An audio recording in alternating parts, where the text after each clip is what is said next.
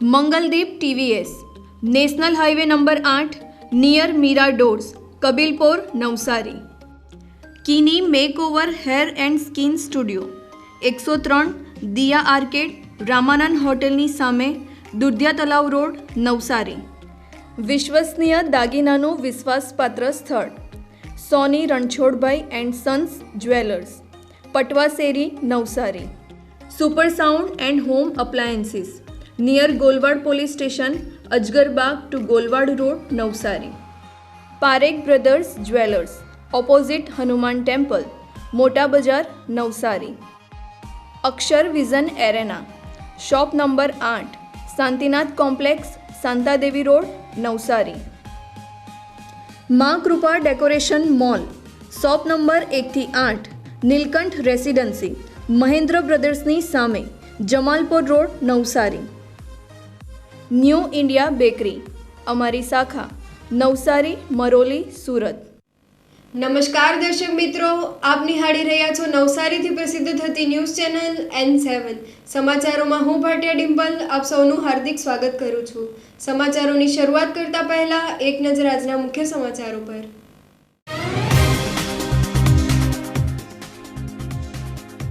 નવસારી જિલ્લાનો marine police inspector લાંચ લેતા ઝડપાયો રંગે હાથ।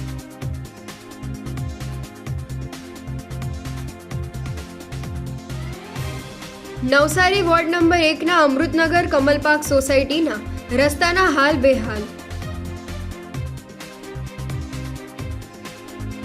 આદિવાસીઓ પર અત્યાચાર કરનારા લોકો પર ફરિયાદ દાખલ કરવા કરાયેલી માંગ।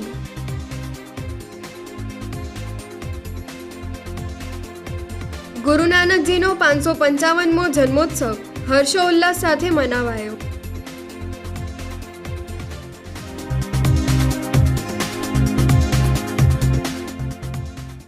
નવસારીના મરીન પીઆઈ લાંચ પેટે 1,44,000નો આઈફોન લેતા ઝડપાયો છે। માછીમારી માટેની બોટોમાં ડીઝલ ઓઇલનું છૂટક વેચાણ માટે વેપારીઓ પાસે વ્યવહાર કરવો પડશે તેમ કહી આઈફોન લાંચમાં માંગ્યો હતો। દરિયામાં માછીમારી માટેની બોટમાં ડીઝલ ઓઇલ વેચાણ કરવા માટે વેપારી પાસેથી લાંચમાં 1.5 લાખનો આઈફોન માંગ્યો હતો।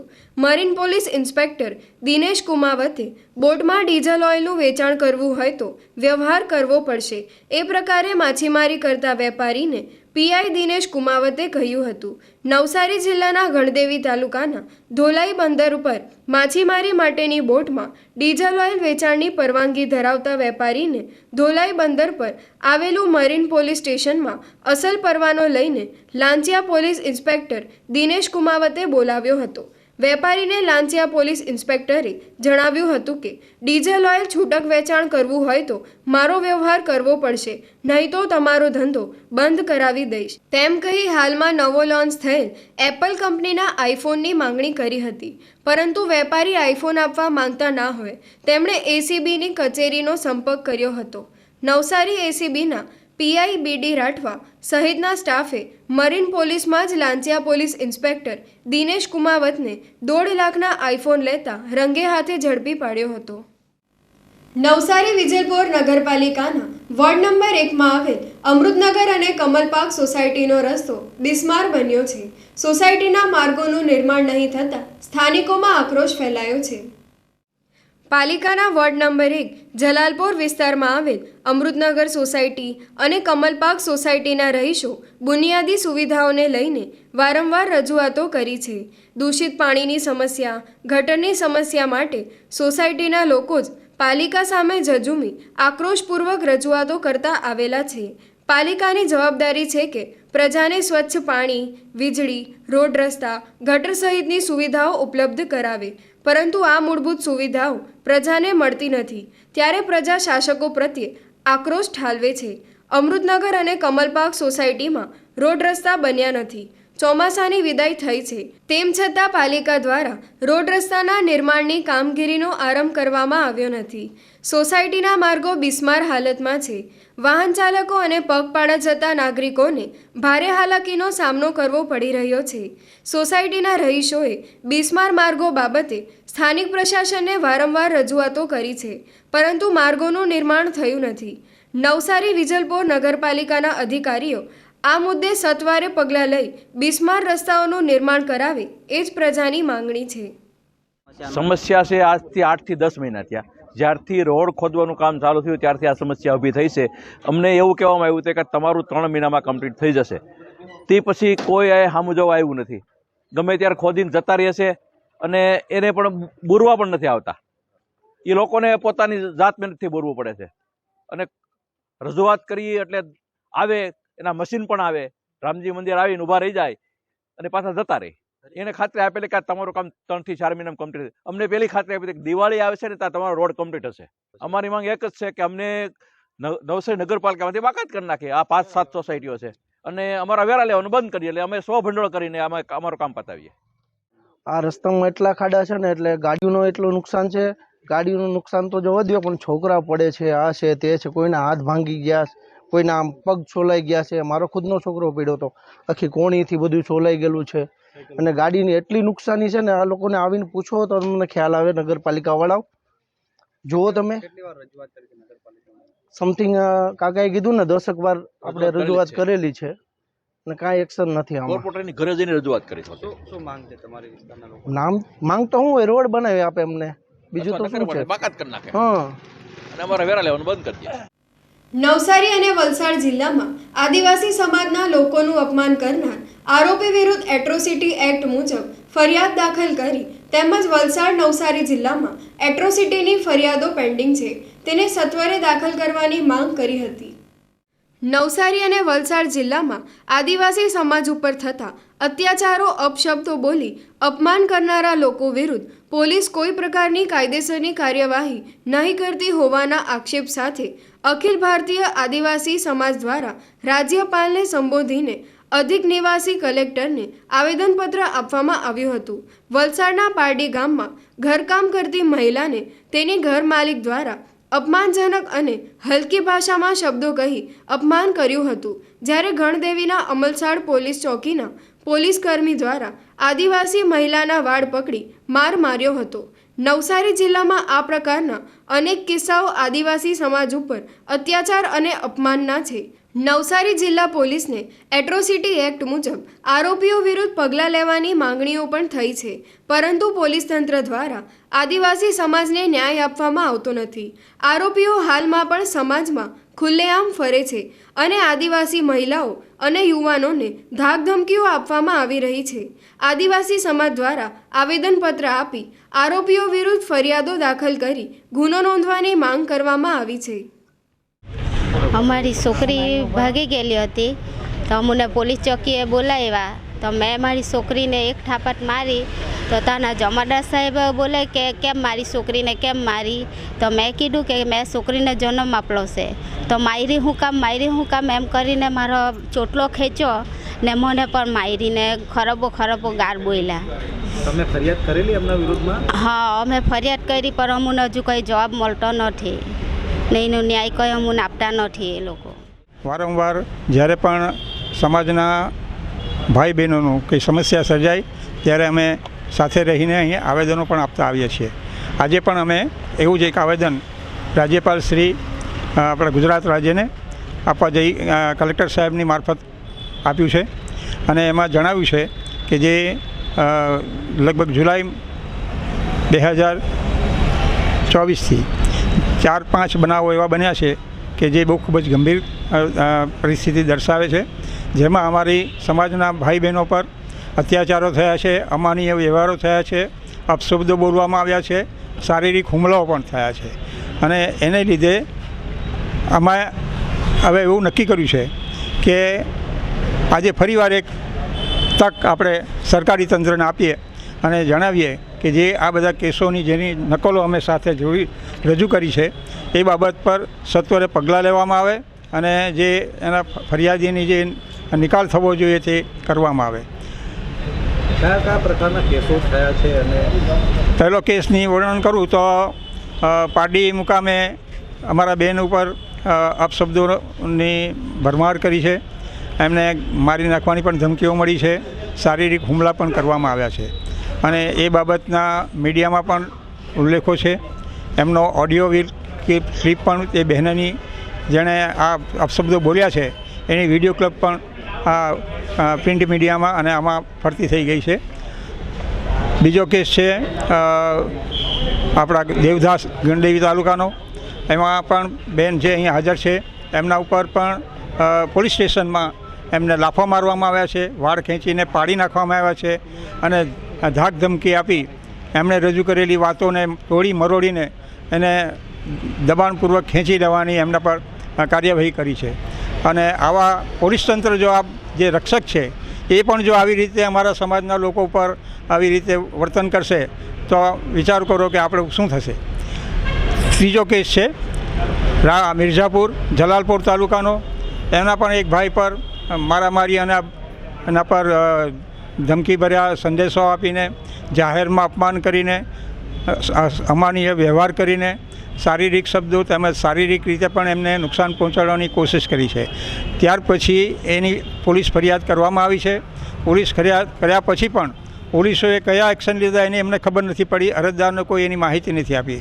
અને અમને એવું જાણવા મળ્યું છે કે જે ભાઈ આ આરોપી તરીકે એમાં રજૂ થાય એવા છે એ ભાઈ અત્યારે વિદેશ ભાગી ગયા છે. શીખ અને સિંધી સમાજના ધર્મગુરુ ગુરુ નાનકજીની 555મી જન્મજયંતિ પ્રસંગે કીર્તન, લંગર, શોભાયાત્રા સહિતના ધાર્મિક કાર્યક્રમો યોજાયા હતા. દેવ દિવાળીના દિવસે જ શીખો અને સિંધી સમાજના પ્રથમ ગુરુની જન્મજયંતિ પણ હોય છે. ગુરુ નાનકજીની 555મી જન્મજયંતિ નવસારીમાં ઉજવવામાં આવી હતી. ગુરુ નાનકજીની જન્મજયંતિને પ્રકાશ વર્ષ તરીકે પણ ઉજવવામાં આવે છે. સૌથી પ્રખ્યાત અને મહત્વપૂર્ણ શીખ અને સિંધી સમાજમાં ગુરુઓમાંના એક અને ધર્મના સ્થાપક ગુરુ નાનકજી શીખ સિંધી સમુદાયમાં ખૂબ જ આદરણીય છે. શીખ ધર્મના સ્થાપક ગુરુ નાનકજીનો જન્મ વિક્રમ સંવત અનુસાર 1469માં થયો હતો. નવસારીમાં પૂજ્ય સિંધી પંચાયતના નેજા હેઠળ ગુરુ નાનકજીની 555મી જન્મજયંતિ ભક્તિભાવપૂર્વક ઉજવવામાં આવી હતી. સંતવાણી, ગુરુવાણી, કીર્તનો સાથે ધાર્મિક કાર્યક્રમોની વણઝાર ચાલી હતી. સમગ્ર દિવસ દરમિયાન વિવિધ પ્રકારના ધાર્મિક કાર્યક્રમો યોજાયા હતા.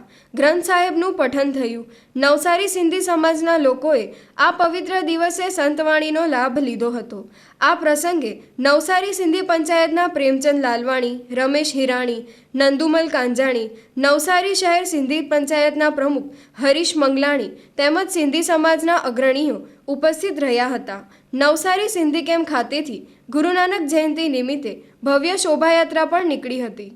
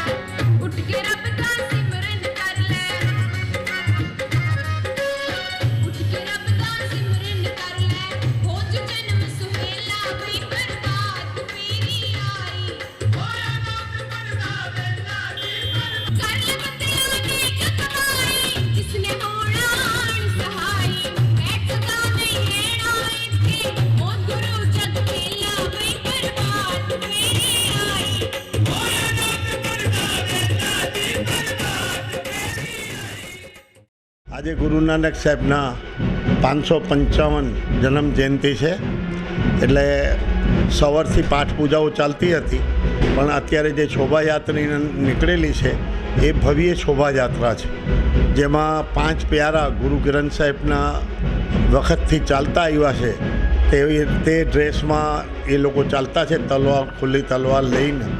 અને એના સિવાય ગુરુ સાહેબ ટેમ્પામાં બિરાજમાન કરેલું છે શિંગાર સાથે. એ ટેમ્પો પણ સાથે જ છે. એમની સાથે બેન્ડ બાજા ગાવાવાળા, ભજન કરણોવાળા, અને સિંધી કોલોનીમાં એટલો બધો ઉત્સાહ છે કે આપણે રમેશભાઈ ઈરાણીની ઘરની નીચે બિલ્ડિંગ પર નાસ્તા અને ઠંડાની વ્યવસ્થા, એમની સામે દિલીપભાઈને ત્યાં વ્યવસ્થા છે, મુરજમલને ત્યાં વ્યવસ્થા છે, ઇન્ડિયા બેકરીવાળા તરફથી વ્યવસ્થા છે. 10-10, 5-5 મિનિટ ચાલીએ એટલે બધાએ ચા પાણી નાસ્તાઓની વ્યવસ્થા રાખેલી છે. અને અત્યારે અહીંયાથી શોભાયાત્રા ફરીને આપણે મહાત્મા ગાંધી રોડ પર, એમજી રોડ પર જવાની છે. ત્યાંથી મોટા બજાર થઈ વસંત ટોકીસ થઈને અમે 9 વાગે અહીંયા પાછા આવી જવાના છે. અને 9 વાગે પાછું ભોજનની વ્યવસ્થા, અલ્પાહારની વ્યવસ્થા, ઠંડાની વ્યવસ્થા રાખવામાં આવેલી છે. અને ગુરુ સાહેબનો રાત્રે 1 વાગે જન્મ છે. એ રાત્રે 1 વાગે જન્મ ઉજવીને પછી જમે બધા છૂટા પડવાના છે. નવસારીના નગરજનોને દેવ દિવાળી અને ગુરુ નાનક જયંતિની ખૂબ ખૂબ શુભકામના. ગુરુ નાનક જન્મ જયંતિ નિમિત્તે નવસારી શહેર Sindhi panchayat, new India bakery તથા મંગનાણી પરિવાર તરફથી આપ સર્વને ખૂબ ખૂબ શુભકામના.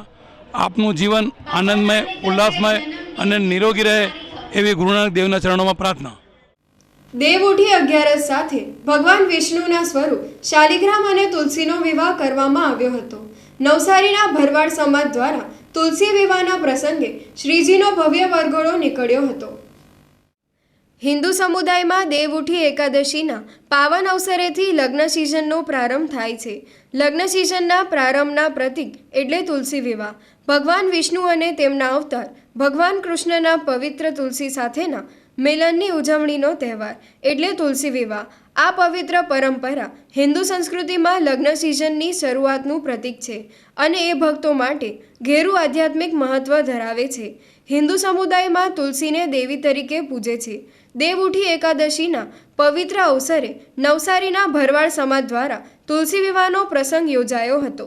છેલ્લા 17 વર્ષથી નવસારીનો ભરવાડ સમાજ આ ધાર્મિક પ્રસંગને ઉજવતો આવ્યો છે.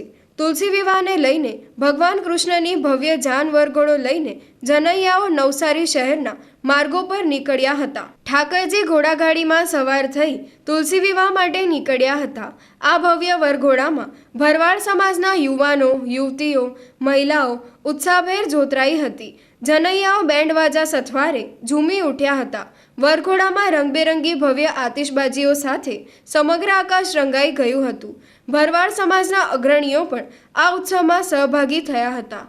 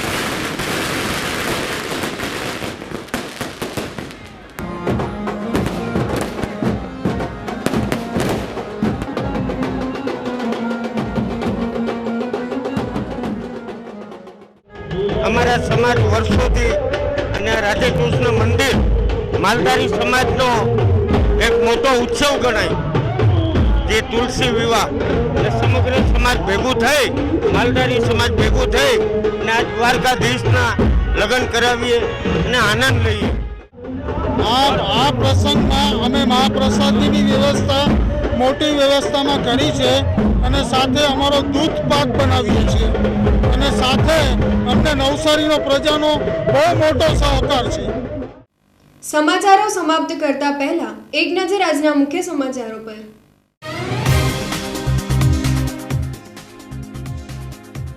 નવસારી જિલ્લાનો મરીન પોલીસ ઇન્સ્પેક્ટર લાંચ લેતા ઝડપાયો રંગે હાથ.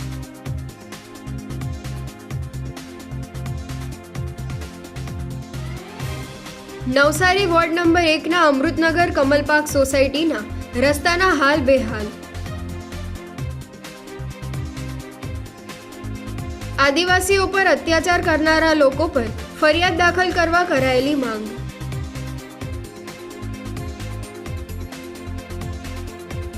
ગુરુ નાનકજીનો 555મો જન્મોત્સવ હર્ષોલ્લાસ સાથે મનાવાયો.